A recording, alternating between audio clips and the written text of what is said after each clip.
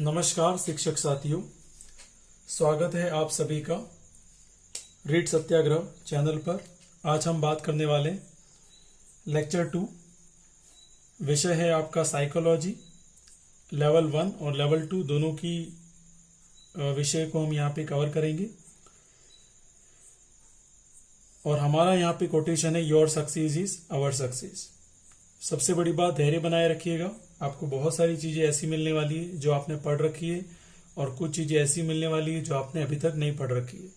और लेक्चर के एंड में हम डिस्कस करेंगे आज के 30 क्वेश्चन जो आपको पढ़ाया जाएगा उसी के ऊपर। तो अगर आप ध्यान देंगे तो 30 के 30 प्रश्न के उत्तर आप सही दे पाएंगे। तो शुरू करते हैं। आज का जो बिंदु है शिक्षा मनोविज्ञान। इससे पहले हमने बात कर ली थी मनोविज्ञान क्या है, मनोविज्ञान के जनक कौन है, किस शताब्दी से दर्शन शास्त्र से मनोविज्ञान अलग हुआ, कौन थे जिन्होंने अलग किया, फिर मनोविज्ञान को सही से परिभाषित किया और किसी ने कहा कि एक बालक तुम मुझे दो, उसको मैं कुछ भी बनाकर दे सकता हूं। तो आज हम बात करेंगे शिक्षा मनोविज्ञान। शिक्षा के अंदर किसको जोड़ा गया? मनोविज्ञान। तो इसके अंदर सर्वप्रथम हम बात कर लेते हैं शिक्षा शब्द की। तो ये जो शिक्षा शब्द है, ऐसा कहा जाता है कि जो शिक्षा शब्द है वो संस्कृत से लिया गया है, और संस्कृत से भी जो लिया गया है उसमें भी संस्कृत से लिया गया है, और संस्कृत में भी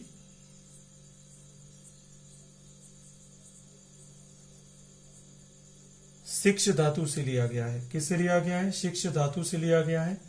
और कहते हैं कि इसके साथ हिंदी में कहते हैं अप्रत्यय जोड़ने से शिक्षा बना। लेकिन आप जानते हो कि वैदिक काल से ही हमारे भारत के अंदर ये परंपरा चली आ रही है, जिसमें शिष्य हैं वो गुरु के आश्रम में रहते थे और सारी शिक्षा ग्रहण करते थे, और वहीं पर वहाँ के जो उनके गुरु थे वो उनको अपना ज्ञान देते थे। कहने का मतलब उनके जो मस्तिष्क को है वो प्रकाशित करते थे। किससे? ज्ञान के प्रकाश से। तो यहाँ पर अलग अलग अर्थ हैं शिक्षा के, उसे भी जान लेते हैं क्या क्या अर्थ रहे शिक्षा के। तो अगर बात करें हम सामान्य प्रचलित अर्थ जो शिक्षा का है वो क्या है, उसे भी आप अच्छे से ध्यान रखें। सामान्य प्रचलित अर्थ शिक्षा का है सीखने व सिखाने की क्रिया।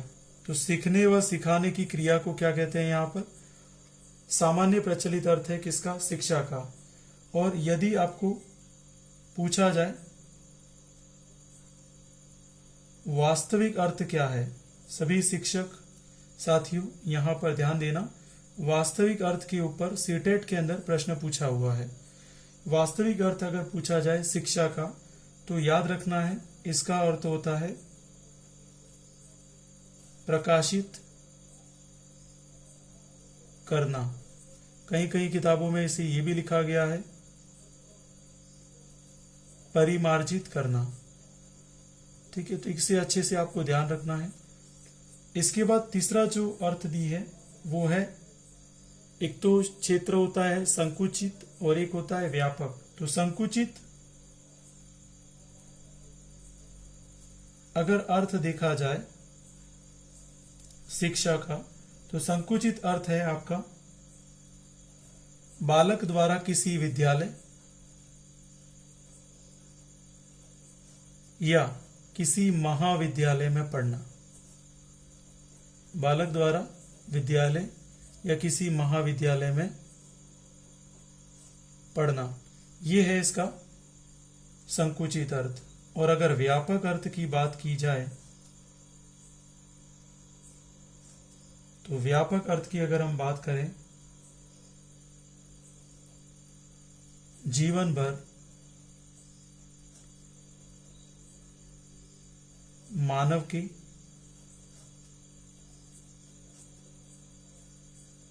साथ विभिन्न परिस्थितियों में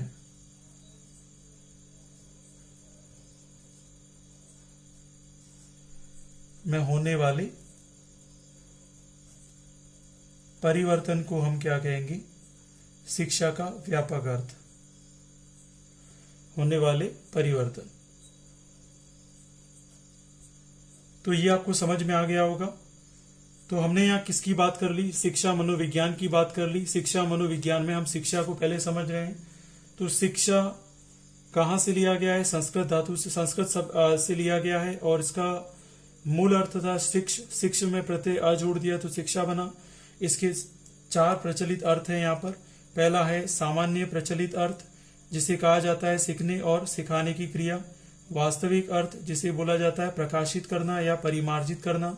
संकुचित अर्थ है किसी बालक का विद्यालय में या महाविद्यालय में पढ़ना। और व्यापक अर्थ है जीवन भर मानव के साथ विभिन्न परिस्थितियों में होने वाला परिवर्तन ही क्या है? यहाँ पर व्यापक अर्थ है। कई सारे एग्जाम्पल हैं, आप देख सकते हैं कि अगर हम बात करें यहाँ पर एक बालक जो छोटा सा है, और छोटा बालक को कुछ इतना अधिक ज्ञान नहीं होता, लेकिन धीरे धीरे इस समाज के वातावरण में रहकर वो विभिन्न क्रियाएं, संक्रियाएं सारी सीखता है और अलग अलग परिस्थितियों में अलग अलग शिक्षा का ज्ञान करता है। चाहे उसे बोल सकते हैं समाज के द्वारा दी गई शिक्षा, चाहे कह सकते हैं परिवार के द्वारा दी गई शिक्षा, चाहे शिक्षकों द्वारा दी गई शिक्षा, या उसके दोस्तों के द्वारा कुछ सिखाई गई क्रियाएं। ये सभी अलग अलग अर्थों में यहाँ पर प्रचलित है। अब हम बात करते हैं शिक्षा की मूलभूत परिभाषाएं जो दी गई है विद्वानों द्वारा। तो शिक्षा की परिभाषाएं क्या दी गई है उसकी भी बात कर लेते हैं, ताकि आपको कुछ महत्वपूर्ण शिक्षा की परिभाषाएं याद रहनी चाहिए। तो मैं शिक्षा की परिभाषाओं में उन्हीं की बात करूंगा जो एग्जाम की दृष्टि से महत्वपूर्ण है। शिक्षा की परिभाषा, तो यहां पर शिक्षा की अगर परिभाषा की बात करूं तो सर्वप्रथम यहाँ पे पहले जो थे जिन्होंने शिक्षा की परिभाषा दी थी, जिनका नाम था जॉन लॉक।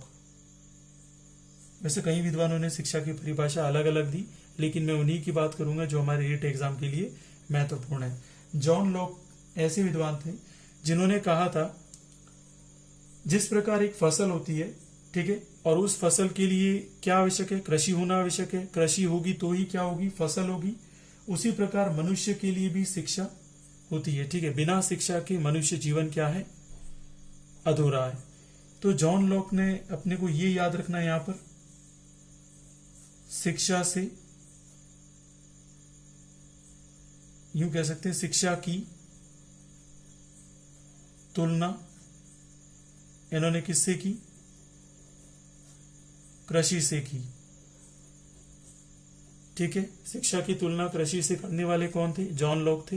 इन्होंने कहा था जिस प्रकार फसल के लिए कृषि आवश्यक है, वैसे ही मानव के लिए क्या आवश्यक है? शिक्षा आवश्यक है। तो ये तो थे जॉन लॉक। दूसरी बात करें यहां पर, तो बहुत ही ज्यादा बार एग्जाम में पूछी हुई पेस्टोलॉजी, ठीक है, इसे ध्यान रखें। पेस्टोलॉजी नाम के विद्वान थे। इन्होंने कहा था शिक्षा बालक की जन्मजात अभियोग्यता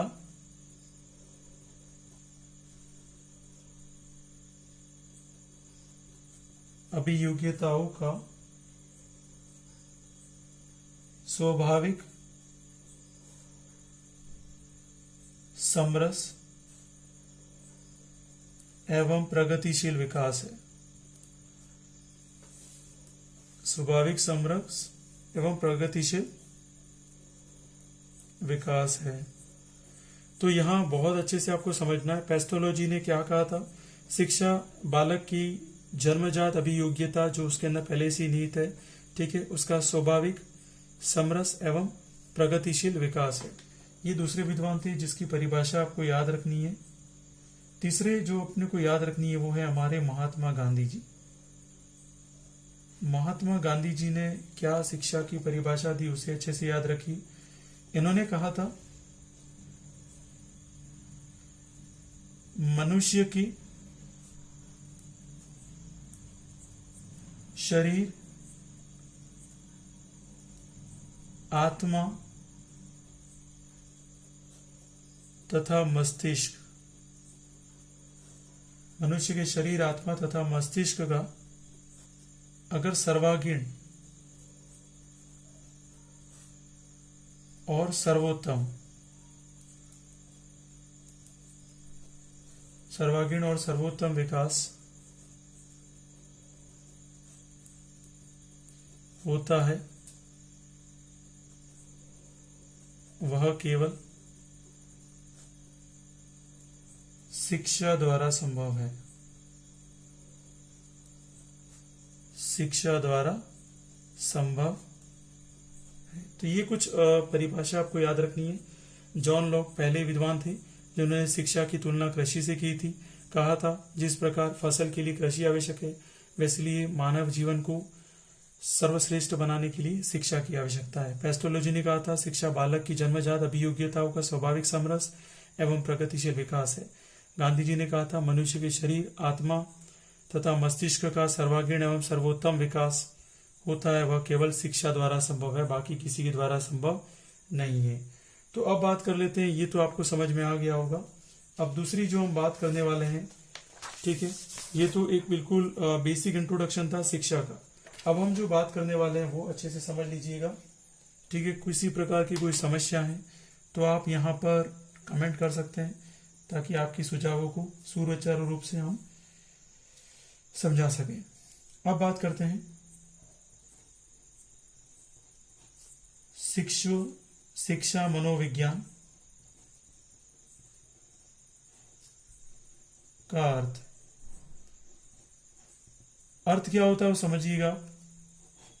शिक्षा मनोविज्ञान का अर्थ क्या होता है उसे समझ लेते हैं। यहां पर शिक्षा मनोविज्ञान का अर्थ है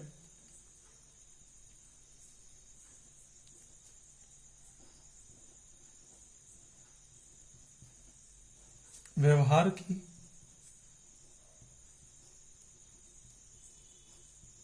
परिमार्जन के लिए, याद रखना, इसका बहुत अच्छे से याद रखना ही है आपको, और किसी प्रकार की समस्या हो तो आप बता सकते हो। व्यवहार की परिमार्जन के लिए व्यवहार का अध्ययन करना, इसे क्या कहते हैं हम लोग, शिक्षा मनोविज्ञान कहते हैं। शिक्षा का मतलब क्या है, कोई भी आपकी आदतों का विकास करना, अच्छी आदतों का विकास करना, और मनोविज्ञान का अर्थ है व्यवहार से, ठीक है। तो यहाँ पर अलग अलग विद्वानों ने इसकी परिभाषा दी है, ठीक है। तो वो परिभाषा तो यहाँ महत्वपूर्ण नहीं है, लेकिन कुछ विद्वानों के द्वारा दी गई जो परिभाषा है वो काफी महत्वपूर्ण है, तो उसे हम समझ लेते हैं। तो सबसे पहले जो विद्वान थे जिनकी परिभाषा हमें बहुत अच्छे से याद रखनी है, तो वो है क्रो एंड क्रो। इनकी परिभाषा आपको याद रखनी चाहिए, ठीक है, क्योंकि काफी महत्वपूर्ण है और कई बार पूछी गई है। तो आपको यहां याद रखना है शिक्षा मनोविज्ञान व्यक्ति की जन्म से लेकर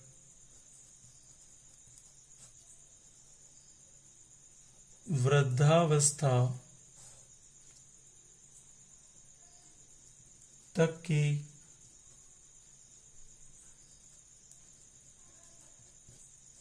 अनुभवों, वृद्धावस्था तक के अनुभवों का अध्ययन करना,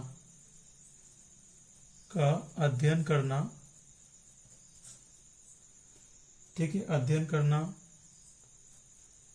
क्या है, शिक्षा मनोविज्ञान है। किसके अनुसार, क्रो एंड क्रो के अनुसार, ठीक है। अब बात करते हैं शिक्षा मनोविज्ञान की उत्पत्ति कब हुई, इसे भी अच्छे से ध्यान रखना है आपको। शिक्षा मनोविज्ञान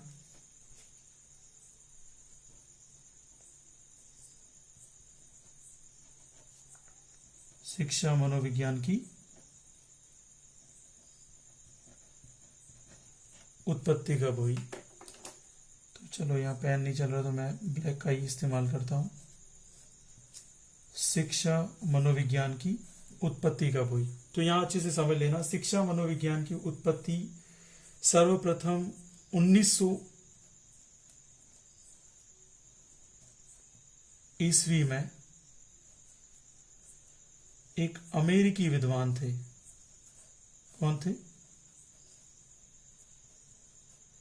अमेरिकी विद्वान जिनका नाम था थॉर्नडाइक। इनके साथ एक घटना घटी थी, वो थोड़ा आप जान लें विस्तार के अंदर। इनके पास एक दो बालक पढ़ रहे थे विद्यालय के अंदर, और एक बालक किसान का बेटा था और एक बालक अच्छी फैमिली से था। इनका ये मानना था किसान का बेटा है तो उसके परिवार का वातावरण सही नहीं होगा, क्या करेगा, इसको ज़्यादा अगर ध्यान दें और तो कोई इतना कोई फायदा नहीं है। और एक दूसरा जो बालक था वो बहुत अच्छी फैमिली से था, उस पर ध्यान देंगे तो उसका वातावरण भी अच्छा है और वो अच्छे से पढ़ पाएगा। लेकिन जस्ट इसका कुछ उल्टा हुआ उनके साथ। हुआ यूं कि जो बेटा किसान का था वो प्रतिशत ले आया 75, और जो बेटा अच्छे घराने था, अच्छा वातावरण था, वो लेकर आया प्रतिशत 60। अब एक 60% लेके आया, एक 75% लेके आया।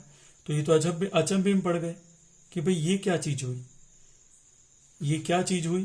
तो इस बारे में इन्होंने देखा कि मनोविज्ञान का कुछ न कुछ असर क्या है शिक्षा के अंदर है। तब से इन्होंने शिक्षा मनोविज्ञान की उत्पत्ति को दुनिया के सामने रखा। 1900 ईस्वी में इस अमेरिकी विद्वान थॉर्नडाइक ने, ठीक है, संसार के सामने रखा कि मनोविज्ञान का असर शिक्षा पर पूर्णतया पड़ता है। और इस घटना से प्रभावित होकर इन्होंने शिक्षा मनोविज्ञान की रचना करने में सफलता प्राप्त की। ठीक है, किसकी सफलता प्राप्त की? शिक्षा मनोविज्ञान की रचना करने में सफलता प्राप्त की। तो इससे पता होना चाहिए आपको कि शिक्षा मनोविज्ञान का जनक, शिक्षा मनोविज्ञान का जनक किसे कहा जाता है? थॉर्नडाइक को कहा जाता है। किसे कहा जाता है? थॉर्नडाइक को। तो ये आपको बहुत अच्छे से याद रखना है कि शिक्षा मनोविज्ञान का जनक किसे कहा जाता है? थॉर्नडाइक को कहा जाता है। अब थॉर्नडाइक भी किसी के विचारों से प्रभावित हुए थे। ये प्रभावित हुए थे रूसो के द्वारा एक पुस्तक लिखी गई थी। रूसो की पुस्तक जिसका नाम आपको याद रखना है, इसका नाम है एमिली। क्या नाम है इसकी पुस्तक का नाम? एमिली। अब इस पुस्तक में रूसो ने लिखा था कि बालक एक पुस्तक के समान है। क्या लिखा था इन्होंने? बालक एक पुस्तक के समान है,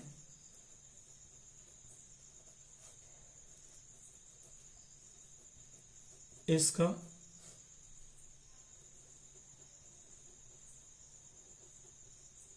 पूरा हूबहू लाइन लिख रहा हूं मैं जो लिखी गई है, ठीक है। इसका अधोपान पढ़ना चाहिए, मतलब बालक के सभी पक्ष को देखना है अपने को। तो ये किस बुक में लिखा गया है? एमिली। और ये बुक किसके द्वारा लिखी गई थी? रूसो के द्वारा। इसीलिए रूसो को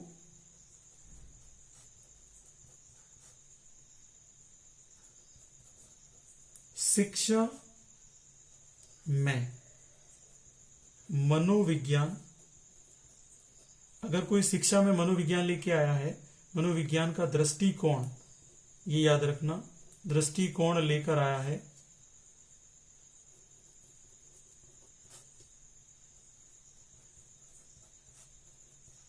तो कौन लेके आया? रूसो लेकर आया शिक्षा मनोविज्ञान के अंदर।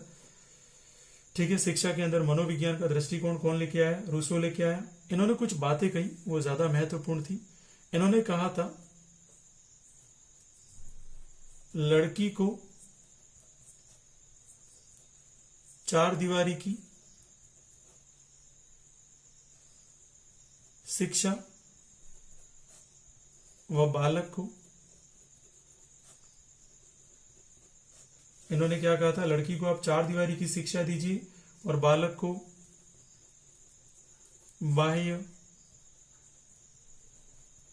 सामाजिक वातावरण की शिक्षा से जोड़िए, शिक्षा से जोड़िए। अब यहां आप ये मत समझना कि बालक को, लड़की को चार दीवारी के अंदर ही रखना है, ऐसा कुछ भी नहीं है।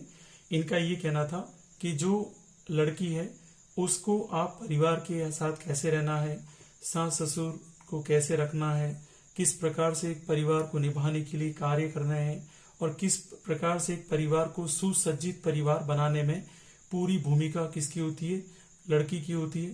तो इसलिए इसको चार दीवारी की शिक्षा कहा है।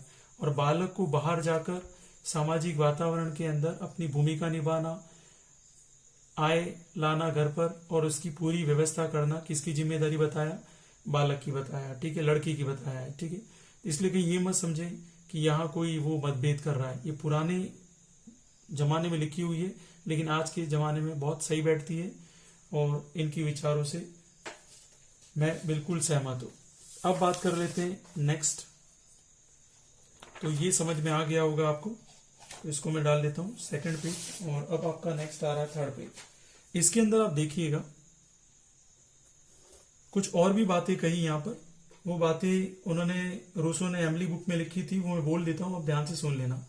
उन्होंने कहा था कि जो प्रारंभिक शिक्षा में है उसमें अगर बालक बालिका साथ बैठे तो कोई दिक्कत नहीं है, लेकिन माध्यमिक शिक्षा में जब उनके हार्मोन्स में उथल पुथल होती है तो उनको अलग अलग बैठाना चाहिए और जैसे ही वो कॉलेज शिक्षा में चले जाएं तो उनको आप साथ बैठा सकते हो। ऐसा किसका मानना था, एमली का मानना था। अब बात करते हैं शिक्षा मनोविज्ञान, शिक्षा मनोविज्ञान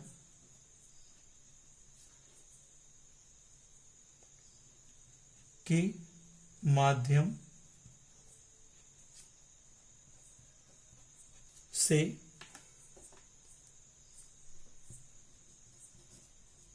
शिक्षकों को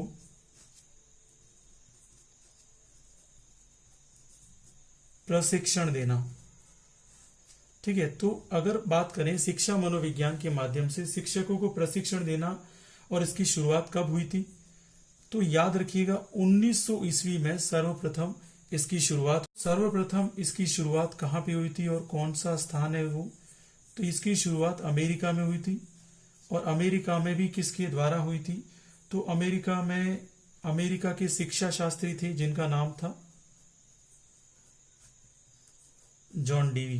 क्या नाम था इनका, जॉन डीवी, याद रखिएगा। जॉन डीवी ने शिक्षा मनोविज्ञान के माध्यम से शिक्षकों को प्रशिक्षण देने की शुरुआत की थी 1900 ईस्वी में। और ये अमेरिका के क्या थे, शिक्षा शास्त्री थे। अमेरिका के क्या थे, शिक्षा शास्त्री थे जिनका नाम था जॉन डीवी। इसके ऊपर भी काफी प्रश्न पूछे गए हैं। और अगर आपको ऐसा पूछा जाए भारत देश के अंदर कब शुरू हुई थी, तो भारत देश में ये जो शिक्षण प्रशिक्षण की शुरुआत जो हुई थी वो 20 वर्ष बाद हुई। शुरुआत 1920 में हुई, ठीक है, 1920 में। तो ये चीज बहुत अच्छे से ध्यान रखनी है। शिक्षा मनोविज्ञान के माध्यम से शिक्षकों को क्या दिया जा रहा था, प्रशिक्षण दिया जा रहा था। इसकी शुरुआत 1900 ईस्वी में हुई और अमेरिका के जॉन डीवी थे शिक्षा शास्त्री जिन्होंने इसकी शुरुआत अमेरिका में की थी। और भारत देश के शिक्षक प्रशिक्षण की शुरुआत भारत देश में बोली जाए तो यहां पर देखा जाए तो 1920 में हुई थी। अब बात करते हैं नेक्स्ट जो बिंदु है वो भी काफी महत्वपूर्ण है, वो है आपका बाल विकास। तो इसको अच्छे से समझिएगा, बाल विकास होता क्या है, ठीक है, और बाल विकास से तात्पर्य क्या है वो भी अच्छे से समझ लेना ताकि आपको हर चीज क्लियर हो जाए। देखो, बाल विकास का मतलब यहाँ पे ये है कि बालक का विकास किस प्रकार है और कहाँ से शुरू होता है बालक का विकास, वो जानना बहुत जरूरी है। यहाँ पे अगर देखा जाए तो सबसे पहले बाल शिक्षा को लेकर अगर किसी ने काम किया था, किसको लेकर? बाल शिक्षा, ये बात तो नहीं है, बाल शिक्षा। तो बाल शिक्षा को लेकर सबसे पहले काम किया था कॉमेनियस ने। किसने काम किया था? कॉमेनियस ने। इन्होंने क्या काम किया था बाल शिक्षा को लेकर, वो आप अच्छे से जान लें। इन्होंने स्कूल ऑफ इन्फेंसी खोली थी, जिसका नाम था शिशु पाठशाला। जिसका क्या नाम था? शिशु पाठशाला। और यहां पर इन्होंने बात की थी शिशु पाठशाला के अंदर दो बुकों की रचना की, और जिसमें वर्णमाला को, कौन सी वर्णमाला थी ये, इसे भी ध्यान रखिएगा शिक्षक बंधु, अंग्रेजी वर्णमाला को इन्होंने चित्र के साथ समझाया था। और ये कब लेकर आए थे वो भी बहुत अच्छे से ध्यान रखना है। 17वीं सदी की बात है, ठीक है। तो ये बहुत अच्छी सूचना है जो आपकी ये लाभदायक हो सकती है रीट परीक्षा के अंदर। बाल विकास में अगर बाल शिक्षा की शुरुआत की बात करें तो सर्वप्रथम कॉमेनियस ने की थी। कैसे की थी? स्कूल ऑफ इन्फेंसी खोली, छोटे बच्चों की स्कूल थी जिसे शिशु पाठशाला कहा जाता है हिंदी में। उन्होंने 2 बुक की रचना की, इसमें अंग्रेजी वर्णमाला इन्होंने चित्र के साथ समझाई थी। अब यहाँ बात करते हैं आगे की कुछ बिंदुओं पर। तो ये हमारा तीसरा पेज था, इसे हम डाल लेते हैं नंबर 4। तो अब हम बात करेंगे यहाँ पर इसके आगे क्या हुआ। इसके आगे महान विद्वान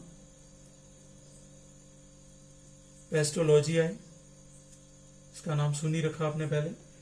ये पेस्टोलॉजी जर्मनी के रहने वाले थे। इन्होंने स्वयं के बालक पर अध्ययन किया, स्वयं के बालक पर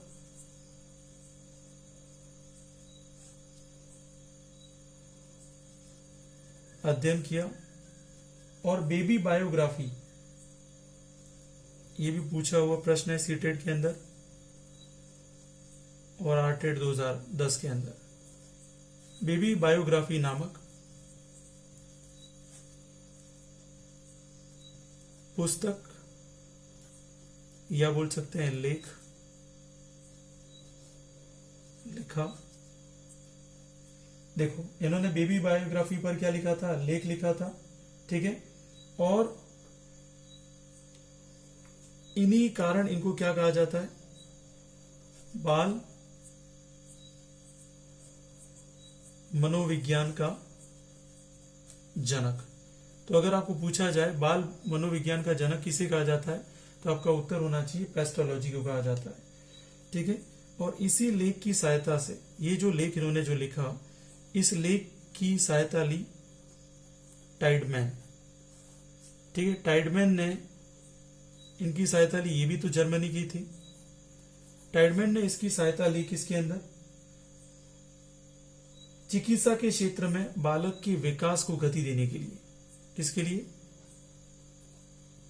चिकित्सा के क्षेत्र में बालक के विकास को गति देने के लिए। तो शिक्षा के क्षेत्र में बालक के विकास को गति देने के लिए किसने कार्य किया था? टाइडमैन ने। किसका लेख की सहायता ली थी उन्होंने? पेस्टोलॉजी की बायोग्राफी जो लिखी उन्होंने, बेबी बायोग्राफी अपने स्वयं के बालक पर।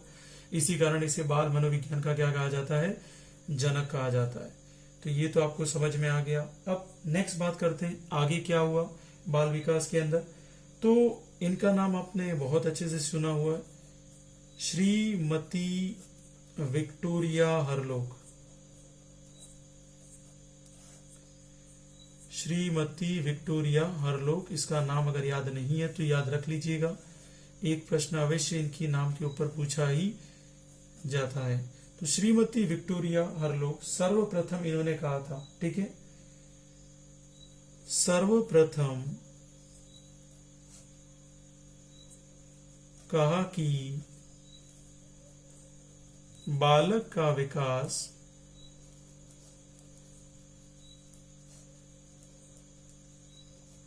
गर्भावस्था से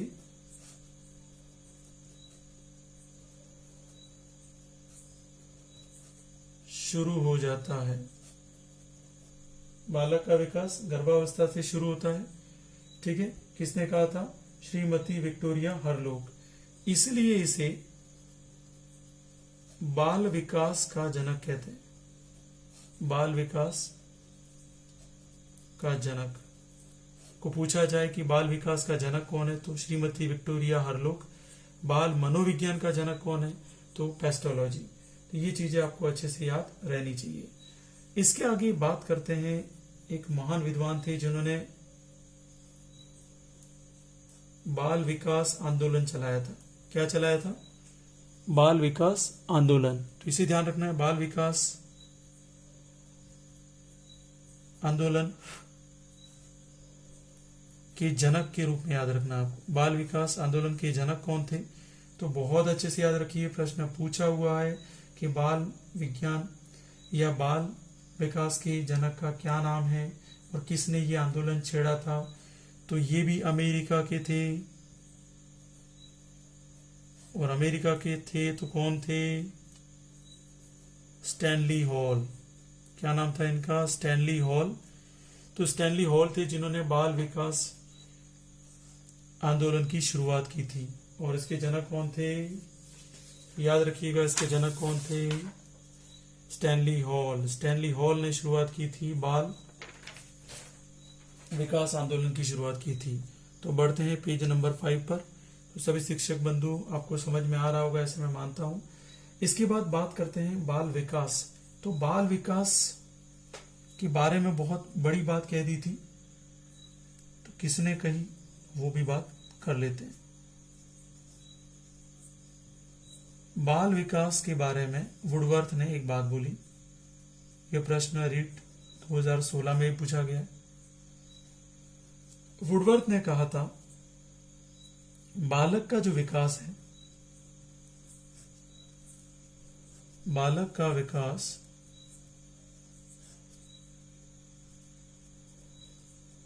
वंशक्रम व वातावरण के गुणनफल के बराबर होता है।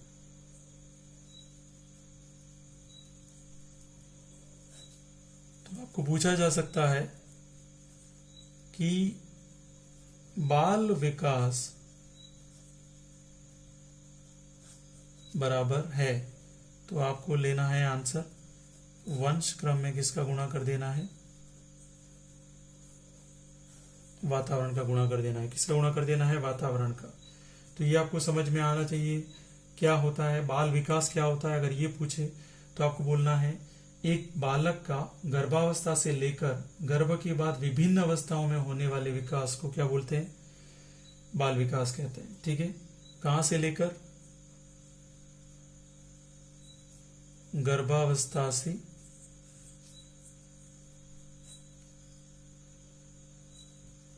बाद में विभिन्न अवस्थाओं में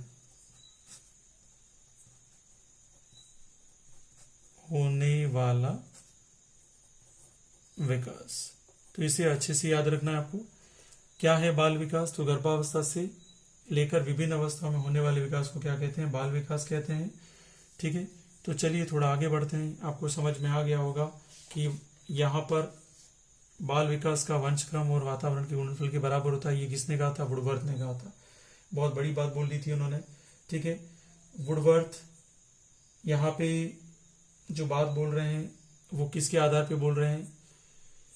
वंशक्रम और वातावरण से होने वाले परिवर्तन के आधार पे बोला उन्होंने।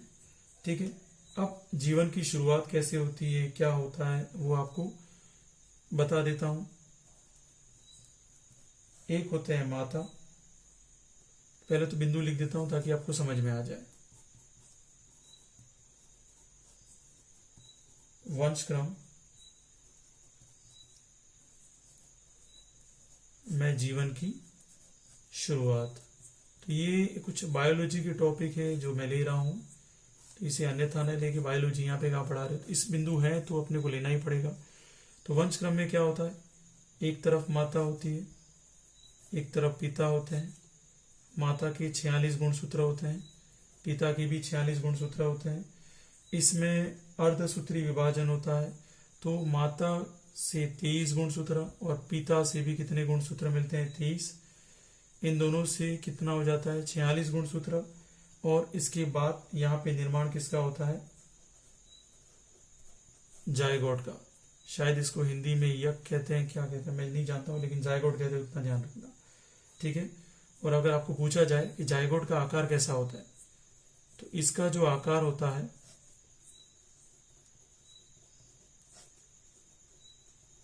सुई के समान। कैसा होता है? सुई के समान होता है इसका आकार। सुई के समान इसका आकार होता है। ठीक है, और इसे पूर्ण कोशिका भी कहते हैं। क्या कहते हैं? पूर्ण कोशिका। तो इसे अच्छे से ध्यान रखना है। आगे बात करें तो आप देख सकते हैं माता के पास होते हैं XX और पिता के पास होते हैं XY। यदि XX मिलते हैं और यदि XY मिलते हैं तो लड़के का जन्म कह सकते हैं या बालक का जन्म होगा, और XX मिलते हैं तो किसका जन्म होगा? बालिका का जन्म होगा। इसमें जो मूल निर्धारण करता है XX या XY का, वो पिता निर्धारण करता है।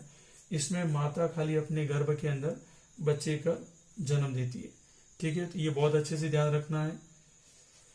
अब आगे बात करते हैं विकास के वंशक्रम के संबंधित सिद्धांत। ये आपको अच्छे से समझना है। यहाँ बात करेंगे किस किसने विकास के संबंधित सिद्धांत दिए थे। मैं बाकी समझा दूंगा, ऐसे डिटेल में लिखेंगे ही नहीं। अगर आपको नोट्स वगैरह कुछ चाहिए तो आप मुझे मेल कर सकते हो readsatyagraha@gmail.com। तो यहां देख सकते हैं, पहले बात कर लेते हैं विकास की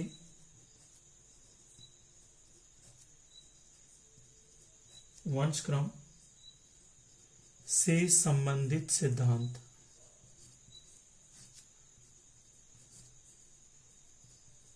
क्या क्या सिद्धांत थे उसको समझ लेते हैं। सबसे पहला जो सिद्धांत था इसे बोलते हैं बीजकोश, और उसका नाम है अमरता का सिद्धांत, और उसका नाम है जनन द्रव्य, और इस सिद्धांत को कहते हैं हम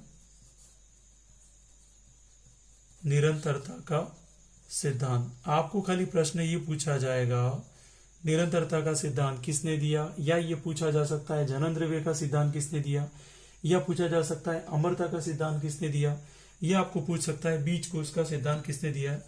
तो बीज कोश का तो नहीं पूछेगा, क्योंकि इसी के नाम पे आपको पता चल जाएगा बीजमैन ने दिया। किसने दिया था? बीजमैन ने दिया। इसके अनुसार क्या है, इन्होंने कहा कि बीजमैन ने कुछ चूहे के ऊपर क्या किया? प्रयोग किया, और उन्होंने कहा चूहे की पूंछ लगातार 10 पीढ़ी तक, 15 पीढ़ी तक काटी, फिर भी 16वीं पीढ़ी तक देखा तो 16वीं पीढ़ी में भी पूंछ वापस आई।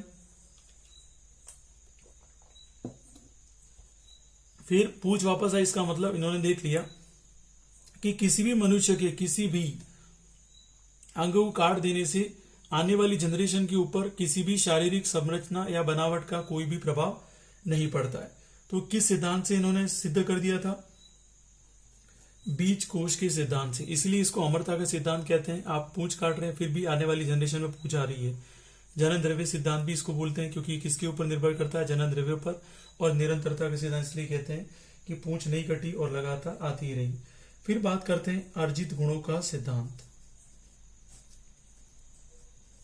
अर्जित गुणों का सिद्धांत, तो मैं इसको ज्यादा लंबा नहीं खींचूंगा क्योंकि ये आप छोटी छोटी कक्षाओं में पढ़ चुके हैं। तो ये सिद्धांत देने वाले थे लेमार्क। लेमार्क ने जिराफ के ऊपर प्रयोग किया। जिराफ की गर्दन पहले छोटी थी और जैसे जैसे पेड़ों की ऊंचाई बढ़ती गई, कहने का मतलब जमीन पे घास खत्म होती गई, जिराफ अपनी गर्दन को खींचता गया और उसकी जिराफ की जो गर्दन थी वो क्या होगी, लंबी हो गई। फिर आनुवंशिकता के बारे में बताया और आनुवंशिकता के बारे में बताने वाले ने सिद्धांत दिया मौलिक गुणों का सिद्धांत। तो मौलिक गुणों का सिद्धांत भी आपको ध्यान रखना है। इन्होंने कहा था, देखो दिया किसने था, मेंडल ने दिया था। किसने दिया था, मेंडल ने। ये चर्च थे पादरी के अंदर, इन्होंने मटर के पौधे पर क्या किया था, प्रयोग किया था। और इन्होंने कहा था कि जो गुण है वो माता और पिता से एक पीढ़ी से दूसरी पीढ़ी में वंशानुगत होते हैं। ये इनका कथन था। तो आपको तीनों चीजें याद रखनी है, बीज कोश, अमरता, जनन द्रव्य, निरंतरता का सिद्धांत बीजमैन ने दिया था। अर्जित गुणों का सिद्धांत लेमार्क ने दिया था और मौलिक गुणों का सिद्धांत किसने दिया था, यहाँ पर मेंडल ने दिया था। और अगर आगे बात करें यहाँ पर, इसके बाद दिया समान प्रतिमान का सिद्धांत दिया। समान प्रतिमान, तो समान प्रतिमान का सिद्धांत आपको इतना याद रखना है, समान प्रतिमान का सिद्धांत देने वाले कौन थे, तो इसको देने वाले थे सोरेनसन। किसने दिया था, सोरेनसन। बहुत अच्छे से याद रखना है आपको। इसका कहने का मतलब ये था कि अगर माता पिता जो उनकी संतान पैदा होती है, तो माता पिता से पैदा होने वाली संतान लगभग किसके समान होती है, माता और पिता के समान होती है। इनकी शक्ल मिलती है, ठीक है, काफी गुण माता और पिता से मिलते हैं। ये किसने दिया था, सोरेनसन ने दिया था। इसके बाद गुण दिया विपरीत गुणों का।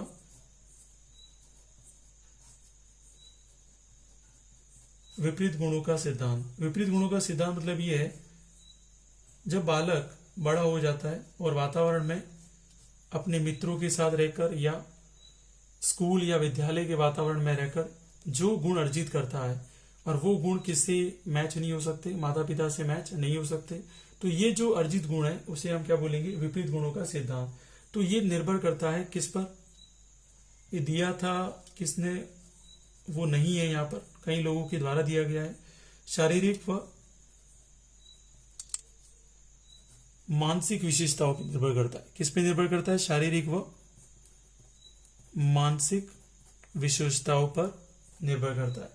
इसके बाद असमानता का सिद्धांत, ठीक है, कभी भी हो सकता है कि माता पिता बिल्कुल एकदम गोरे हैं दिखने में और संतान कैसी हो जाती है, काली हो जाती है, तो इसे भी याद रखना है, असमानता का सिद्धांत। तो असमानता का सिद्धांत देने वाले तो नहीं पता, लेकिन इसका समर्थन करने वाले जरूर यहां पर मैं आपको बताऊंगा, वो है डार्विन और लेमार्क। डार्विन व लेमार्क ने असमानता का सिद्धांत का समर्थन किया था, ठीक है। अब ये तो आपको समझ में आ गया होगा। आगे हम बात करते हैं, यहां पर जो बिंदु हम बात करने वाले हैं वो है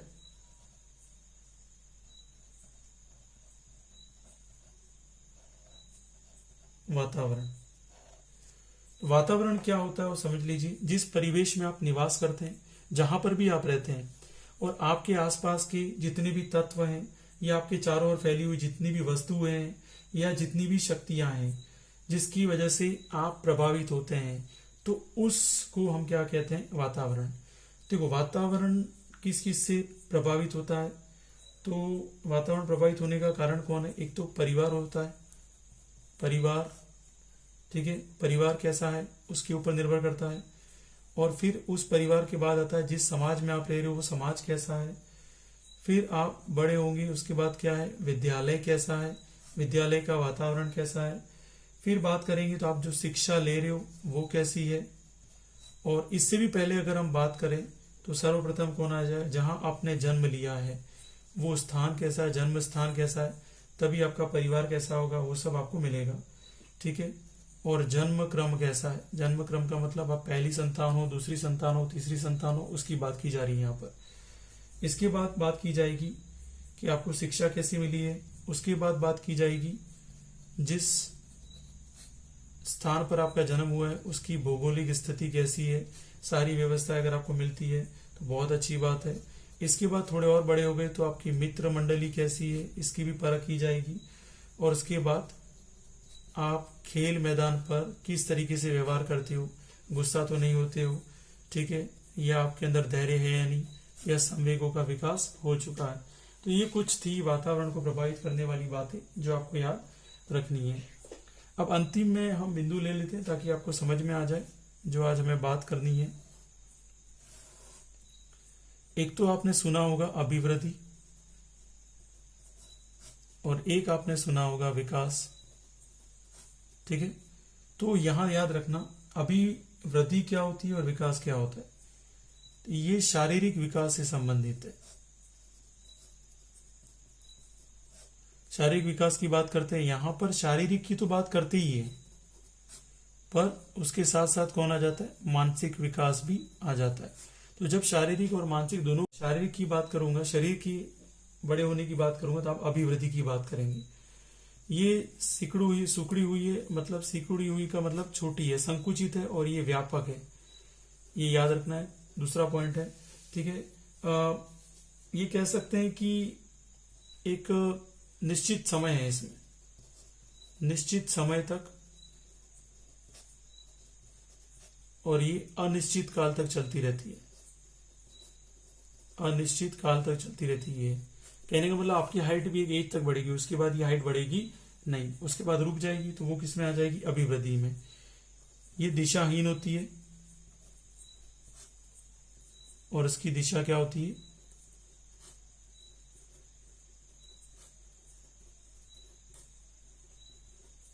ठीक है। तो ये बातें हमने को ध्यान रखनी है। तो उम्मीद करता हूं आपको यहां तक समझ में आया होगा, ठीक है। और आगे की बात करेंगे विकास की अवस्थाएं आने वाले लेक्चर्स में। अब बात कर लेते हैं क्वेश्चंस की जो आज हमें करने वाले हैं। तो सारे क्वेश्चंस आज हम ले रहे हैं, तो आपने जितना भी समझा है वो भी पता चल जाएगा, कितना आपने समझा है, कितना आपने नहीं समझा है। तो बहुत अच्छे से समझिएगा। कुछ भी आपको प्रश्न समझ में नहीं आए तो आप मुझे पूछ लीजिएगा कमेंट करके, मैं उसका क्लेरिफिकेशन विद प्रूफ आपको दे दूंगा मैं। तो चलिए अब बात करते हैं क्वेश्चनों की। पहले मैं देख लेता हूँ स्क्रीन के ऊपर विजिबल है, ठीक है, बराबर। तो चलिए बात करते हैं पहले क्वेश्चन की। पहला क्वेश्चन ये कह रहा है शिक्षा शब्द का वास्तविक अर्थ क्या है। तो वास्तविक अर्थ हमने बात की थी। ऑप्शन ए विद्यालय में पढ़ना, बी सीखने की क्रिया, सी प्रकाशित करने की क्रिया, या सिखाने की क्रिया। तो आप अच्छे से जानते हैं क्या होगा, उत्तर बताइए।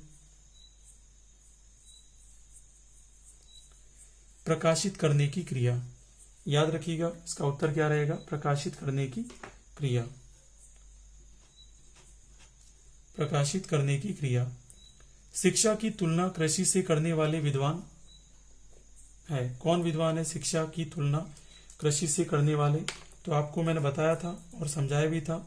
Option A Thorndike, option B John Locke, option C Victoria Hurlock, और ऑप्शन डी सीएल क्लार्क। तो इसका सही उत्तर हो जाएगा जॉन लॉक थे, जिन्होंने कहा था कि कृषि के लिए, जैसे फसल के लिए कृषि आवश्यक है, वैसे ही मानव जीवन को सभ्य बनाने के लिए शिक्षा भी आवश्यक है। शिक्षा बालक की जन्मजात अभियोग्यताओं का स्वाभाविक, समरस एवं प्रगतिशील विकास करती है। यह कथन किसका था। ऑप्शन ए पेस्टोलॉजी, बी महात्मा गांधी, सी सुकरात, डी गैरेट। देखो यहां क्या बोला है, जन्मजात अभियोग्यता का स्वाभाविक, समरस एवं प्रगतिशील विकास करती है। तो जन्मजात अभियोग्यता के बारे में बात करने वाले कौन थे, पेस्टोलॉजी। एक तो ये बहुत अच्छे से ध्यान रखना है। शिक्षा से अभिप्राय है, क्वेश्चन नंबर 4 की बात कर रहा हूं मैं, तो सभी शिक्षक बंधु देखिएगा। शिक्षा से अभिप्राय है मनुष्य के शरीर, आत्मा तथा मस्तिष्क का सर्वांगीण एवं सर्वोत्तम विकास है। यह कथन किसका था। ए स्वामी विवेकानंद, बी कॉल सैनिक, सी फ्रॉबेल, और ऑप्शन डी जॉन डीवी। ठीक है, अच्छे से बताइए यहां बोला क्या है वो ध्यान रखिएगा, ठीक है। शिक्षा से अभिप्राय है मनुष्य के शरीर, आत्मा तथा मस्तिष्क का सर्वांगीण विकास एवं सर्वोत्तम विकास है। तो कौन थे जिन्होंने ये कथन कहा था, वो ध्यान रखिएगा। इसमें कोई भी ऑप्शन सही नहीं है। इसको कहने वाले कौन थे, महात्मा गांधी, ठीक है। तो आपका उत्तर होना चाहिए नन ऑफ दिस। तो कहने वाले कौन थे, यहां पे लिख देता हूं, आपको याद रहना चाहिए, महात्मा गांधी। ठीक है। शिक्षा मनोविज्ञान की उत्पत्ति कब हुई, कब शिक्षा मनोविज्ञान आया अस्तित्व में? तो ऑप्शन ए 1920, ऑप्शन बी 1948, 1900 ईस्वी और 1987 में। तो याद होना चाहिए, शिक्षा मनोविज्ञान की उत्पत्ति थॉर्नडाइक लाए थे। ठीक है, कब लाए थे? 1900 ईस्वी के अंदर लाए थे। शिक्षा मनोविज्ञान के जनक है Crow and Crow, John Locke, CL Hull, Thorndike. तो अभी मैंने आपको बता दिया है इसका, तो Thorndike.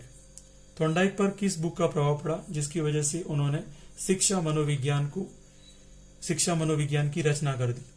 Option A the Republic, psychology, option B, option C the outline psychology, option D Emily.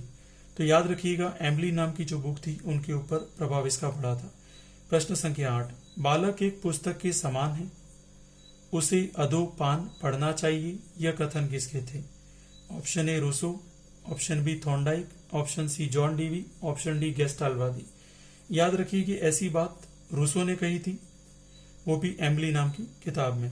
शिक्षा मनोविज्ञान के माध्यम से शिक्षक प्रशिक्षणों की शुरुआत कहां और किसके द्वारा की गई थी? Option A John Dewey USA, Thorndike UK, William McDougall Russia and James William Brazil. तो ध्यान रखिएगा, जॉन डीवी थे अमेरिका के जिन्होंने इसकी शुरुआत की थी। अब आगे बात कर रहे हैं हम यहाँ पे, किस पुस्तक में रूसो ने, लिखना चाहिए आपको, किस पुस्तक में रूसो ने लिखा था बालिका चार दीवारी के अंदर की, जबकि बालक को बाह्य सामाजिक वातावरण की शिक्षा से जोड़ना चाहिए? Option A the outline psychology, option B the Republic, option C psychology, option D Emile. तो इसका सही उत्तर आ जाएगा एमिली। ठीक है, तो आपको समझ में आया होगा, उम्मीद करता हूं आपको ये पसंद आ रहा होगा। तो अब हम बात कर लेते हैं आगे की क्वेश्चनों की। ठीक है, तो मैं देख लेता हूं, प्रश्न संख्या 11 आपको दिख रहा है? तो चलिए, प्रश्न संख्या 11 आपको अच्छे से दिख रहा है। अब प्रश्न संख्या 11, भारत देश में शिक्षण प्रशिक्षणों की शुरुआत सबसे पहले किस सन में शुरू हुई थी? Option A 1947, 1957, option B, option C 1900, option D 1920। तो अभी आपको बताया था 1900 के अंदर तो अमेरिका, और अमेरिका के अंदर जॉन डीवी सर्वप्रथम लेकर आए थे, और इसके 20 साल के बाद भारत में इसकी शुरुआत हुई थी। प्रश्न संख्या 12, शिक्षा में मनोविज्ञान दृष्टिकोण लाने का श्रेय किसे जाता है? कौन लाया था शिक्षा के अंदर मनोविज्ञान को और इसके दृष्टिकोण को सामने रखा था? तो वो रूसो लेकर आए थे एमिली नामक बुक के अंदर। किस विद्वान ने बाल शिक्षा को लेकर स्कूल ऑफ इन्फेंसी, शिशु पाठशाला व वर्णमाला को समझाने के लिए 2 चित्रमयी पुस्तकें लिखी थी? Option A Comenius, option B Pestalozzi, option C Victoria Hurlock, option D Thorndike. तो इसे भी आपको याद रखना है, कॉमेनियस थे जिन्होंने 17वीं सदी के अंदर इसकी शुरुआत की थी। बाल मनोविज्ञान के जनक कौन है? देखो, बाल मनोविज्ञान के जनक option A Sigmund Freud, option B Sorenson, option C Pestalozzi, option D Comenius. तो आपको बताया था, बेबी बायोग्राफी नामक इन्होंने एक लेख लिखा था जिसे टाइडमैन ने बच्चों के गतिशील विकास के लिए उपयोग में लिया था, और ये जर्मनी के थे। और आपको याद रखना है कौन थे बाल मनोविज्ञान के जनक? तो वो थे पेस्टोलॉजी। पेस्टोलॉजी ने ही बेबी बायोग्राफी अर्थात अपने बालक के ऊपर जो अध्ययन किया उसके ऊपर उन्होंने लेख लिखा था। किसने सर्वप्रथम कहा एक बालक का विकास गर्भावस्था से ही प्रारंभ होता है? ठीक है, option A Victoria Hurlock, option B Tiedemann, option C Thorndike, option D Rousseau. तो आपको ये भी बात बताई थी मैंने कि विकास गर्भावस्था से प्रारंभ होती है, ऐसी बात तो विक्टोरिया हरलोक ने कही थी। बाल विकास के जनक किसे कहा जाता है? बाल विकास का जनक उसे कहा जाएगा जिसने ये बताया था कि किसी बालक का विकास गर्भावस्था से शुरू होता है। Option A Tiedemann, option B Comenius, option C John Dewey और प्लेटो। तो इसका सही उत्तर क्या हो जाएगा बताइए आप? बाल विकास के जनक की बात कर रहे हैं हम। ठीक है, टाइडमैन, कॉमेनियस, जॉन डीवी या प्लेटो। तो याद रखना इसका नन ऑफ दिस उत्तर होगा, क्योंकि आप 4 ऑप्शन देखते ही टूट पड़ोगे कि ये उत्तर रहेगा। इसलिए याद रखिएगा, अपना धैर्य और अपनी सामर्थ्य को बनाकर फिर आपको आरपीएससी के खिलाफ जो भी आदेश आए प्रश्न करने के बाद या त्रुटि आए उसके खिलाफ कैसे जाना वो आपको यहीं से सीखना है। तो कौन था बाल विकास का जनक? विक्टोरिया हरलोक। याद रखिएगा, विक्टोरिया हरलोक। बाल विकास के आंदोलन का जनक कौन था? Option A Stanley Hall, Sigmund Freud, Thorndike, William McDougall. तो सर्वप्रथम जिसने अमेरिका के विद्वान थे और बाल विकास आंदोलन चलाया था वो सर्वप्रथम कौन थे भाई? शिक्षक बंधु स्टैनली हॉल नाम था उनका। किसने ये कहा था? प्रश्न संख्या 18, विकास वंशक्रम और वातावरण का गुणनफल है, ये किसके अनुसार था? Option A Woodworth, Burg, option C Crow and Crow, Thorndike. तो इसका सही उत्तर हो जाएगा वुडवर्थ ने सर्वप्रथम ये कहा था कि बालक का जो विकास है वो वंशक्रम व वातावरण के गुणनफल के बराबर है। प्रश्न संख्या 19, बीज कोशों या कह सकते हो जनन द्रव्य या कह सकते हो अमरता या कह सकते हो निरंतरता का सिद्धांत किसने दिया? Option A Weismann, option B Lamarck, option C Pestalozzi, option D Sigmund Freud.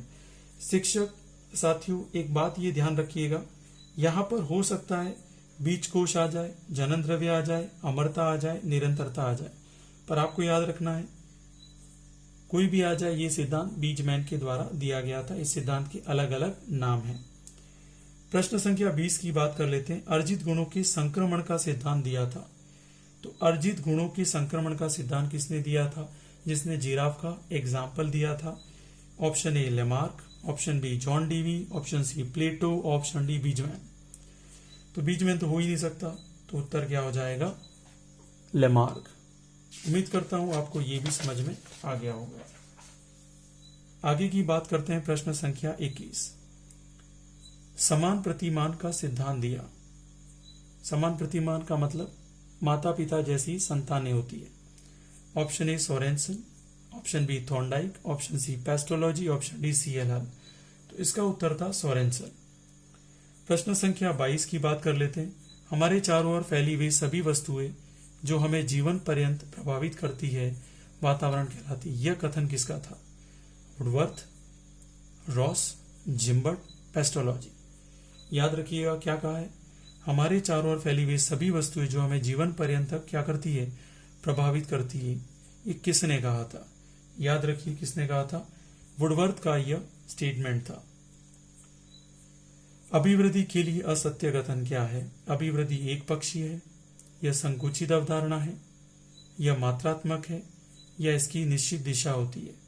तो इसी थोड़े समय पहले मैंने आपको बताया था अभिवृद्धि की कोई दिशा नहीं होती है, दिशाहीन है। तो असत्य कथन इसके लिए ये हो जाएगा कि इसकी कोई निश्चित दिशा होती है, ये असत्य कथन है। परिपक्वता का संबंध है। ऑप्शन है विकास से, सृजनात्मक से, बुद्धि से, रुचि से। देखो रुचि एक अलग चीज विषय है और बुद्धि अलग अलग है, किसी समस्या को सॉल्व करना। सृजनात्मक अलग है, नई नई क्रिएटिविटी लाना, नई नई चीजें बनाना। जैसे एक बालक कुछ पत्तों को लेकर कुछ क्रिएटिव बना दे तो सृजनात्मकता होता है। तो विकास ही परिपक्वता का संबंध रखता है। शारीरिक विकास का क्षेत्र कौन सा है? स्मृति है, ऑप्शन ए, बी है समायोजन है, अभिप्रेरणा है, या स्नायु मंडल है। तो देखो स्मृति रखना, समायोजन रखना या अभिप्रेरणा ये सब विकास से संबंधित है। तो बचा कौन? स्नायु मंडल। सांस लेना आपका किस प्रकार है वो सब शारीरिक विकास के क्षेत्र के आ जाएगा। वृद्धि एवं प्रश्न संख्या 27, वृद्धि एवं विकास का मुख्य सिद्धांत क्या है? तत्परता का नियम, ऑप्शन बी एकता का नियम, ऑप्शन सी व्यक्तिक अंतर का नियम, ऑप्शन डी क्रिया प्रतिक्रिया का नियम। देखिए वृद्धि एवं विकास की बात करें तो अलग अलग व्यक्ति की अलग अलग विकास और वृद्धि होती है। तो व्यक्तिक अंतर का नियम हो जाएगा। मानसिक विकास को प्रभावित करने वाले कारक कौन कौन से? वंशक्रम, ऑप्शन ए, ऑप्शन बी परिवार का वातावरण कैसा है, ऑप्शन सी परिवार की आर्थिक स्थिति कौन सी है, और ऑप्शन डी ये सभी। तो डी यहाँ पर उत्तर हो जाएगा सभी। निम्न में से किसका अर्थ आकार बढ़ना है? ऑप्शन ए विकास, बी उन्नयन, सी परिपक्वता, उपरोक्त में से कोई नहीं। तो विकास नहीं हो सकता, उन्नयन अलग चीज है, परिपक्वता विकास से ही संबंधित है। तो ऑप्शन डी उनमें से कोई नहीं। इसे आप कह सकते हैं अभिवृद्धि। ठीक है। लास्ट प्रश्न आज के लेक्चर्स का, आनुवंशिकता को सामाजिक संरचना माना जाता है, कैसी संरचना है? ऑप्शन ए गौण, ऑप्शन बी गत्यात्मक, स्थिर, प्राथमिक। तो सीधी सी बात है, गुणों का एक पीढ़ी से दूसरी पीढ़ी में जाना ही आनुवंशिकता है, तो यहाँ कहेंगे गौण। तो उम्मीद करता हूँ आप सभी को मेरे द्वारा पढ़ाया गया शिक्षक बंधुओं को कुछ समझ में आया होगा। तो इसके लिए धन्यवाद मेरे साथ बने रहने के लिए। अगले वीडियो में फिर अगले बिंदु के साथ हम गहन अध्ययन करेंगे। धन्यवाद, थैंक यू।